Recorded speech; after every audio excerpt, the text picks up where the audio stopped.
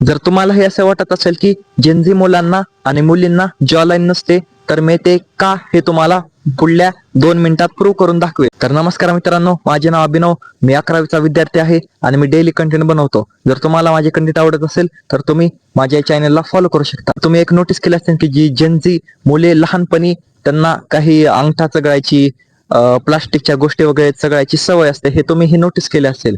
आणि त्यामुळे काय होते मी तुम्हाला सांगतो की त्यांचे जे लहान मुलांचे खालचे दात असतात ते असे महागे जातात, असे असे महागे जातात ते दात. आणि ते दात जर लहानपणीच त्यांनी अलाइन केले नाहीत तर ते दात जेव्हा मुले मोठी होतात तेव्हा बी त्यांचे दात असेच असतात.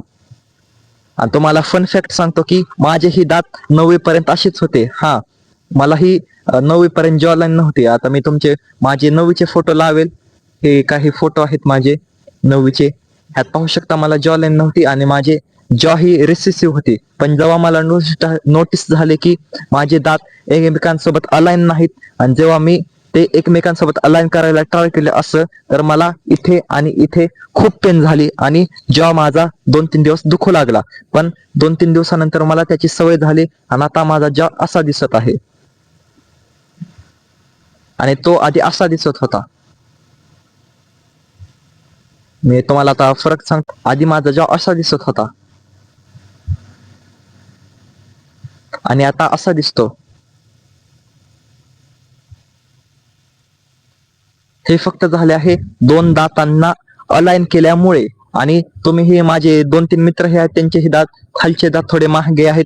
तुमच्या हे ओळखीचे काही मुली असतील ज्यांचे की खालचे दात महागे आहेत, त्यामुळे त्यांचे वरचे जे 2 दात असतात ते एक्सेसिव्हली वाढतात आणि ते पुढे येतात, हे तुम्ही हे नोटीस केले असतील. आणि त्यामुळे तुम्ही एक प्रॅक्टिस डेली करा की वरचे आणि खालचे दात दोन्ही अलाइन करण्याचा प्रयत्न करा.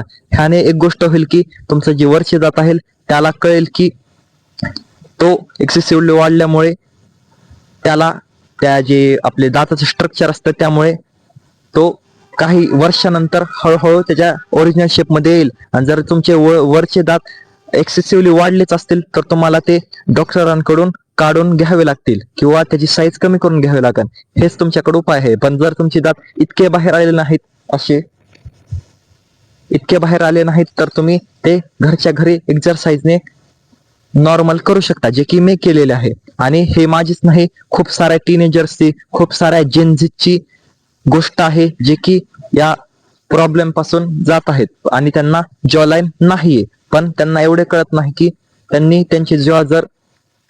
त्यांचे दोन्ही वरचे आणि खालचे दात जर नीट अलाइन केले एका खाली एक, तर त्यांची जॉ डिफाईन होऊ शकते. आणि मी ही गोष्ट ट्राय केल्यानंतर मी काय असा दिसू लागलो.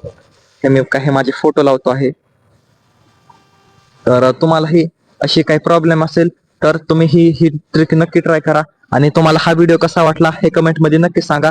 आणि हा व्हिडिओ तुमच्या सर्व मित्रांना शेअर करा, ज्याने की त्यांची ही खूप मदत होईल. तर मी भेटतो तुम्हाला पुढल्या व्हिडिओत. तोपर्यंत बाय.